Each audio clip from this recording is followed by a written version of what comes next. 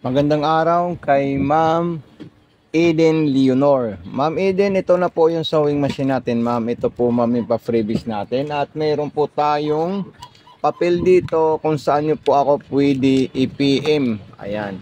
I-PM nyo po ako dito kung may mga katanungan po kayo dito sa sewing machine. At kung mayroon po kayong dapat malaman na hindi nyo pa alam na kami ay makakapag-tutor sa inyo. Ayan po yung papel natin, ma'am. Ito po yung previous natin, ma'am. Ganito po, ma'am, yung pag full setup sa ating sewing machine. Okay? Wiring diagram muna tayo, ma'am. Okay, so ito po yung ating transformer at dyan po natin isasaksak yung wire natin. At ito naman pong ating wire, isaksak natin sa regular outlet natin, ma'am. Okay, at ito naman po ay isasaksak natin dito. Ayan, dito po natin yan isasaksak, ma'am. Okay, so power on. Ayan. So ito na po siya, ma'am. Dito po, ma'am, yung selector na mga stitches natin at lalabas po dyan yung mga gusto nating design. Dito naman po yung distance. Dito naman po yung spoon thread or punduan ng sinulid pag tayo ay magre-refill. So ayan po siya, ma'am. Okay, nasa straight line po tayo. Ayan. Tapos tayo po ay tatahi, ma'am, para makita nyo po na talagang in good condition itong sewing machine natin po, ma'am. Ayan. At napaka-smooth po siya, ma'am. Okay. So ayan. So susunod natin dito, ma'am, tayo ay maglalagay ng sinulid sa ilalim at sa ibabaw. Okay. Unang-unang gagawin natin, ma'am, ito po ay bubuksan natin. Ito, ayan, bubuksan po natin yan at mayroon po tayong pambukas dito na maliit na matulis. Ito po siya, ma'am. At iano natin yan. Okay, so ayan po siya. Kukunin natin yung bobbing natin. So ito, nakuha na natin siya, ma'am. Sa taas naman po, ma'am, ito naman po siya, ma'am. Okay.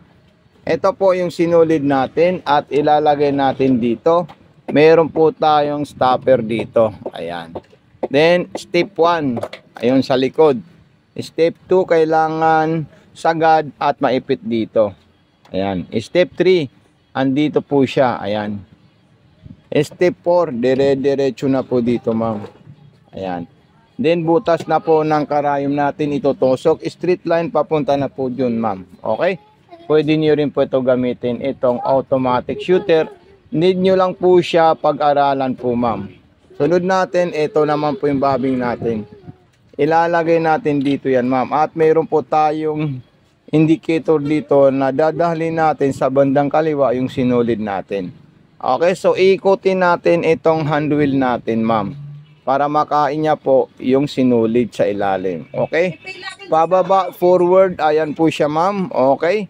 So ayun, makikita nyo po, ma'am, na talagang kakain niya yung sinulid natin, ma'am. Ito na po siya, ma'am. Ayan, so kinain niya po yan, ma'am. Then ilalabas niya po, ayun po silang dalawa. Ito po sila. Pagkatapos naman po niyan, paanin sa likod at isasarado natin ito, ma'am. Okay?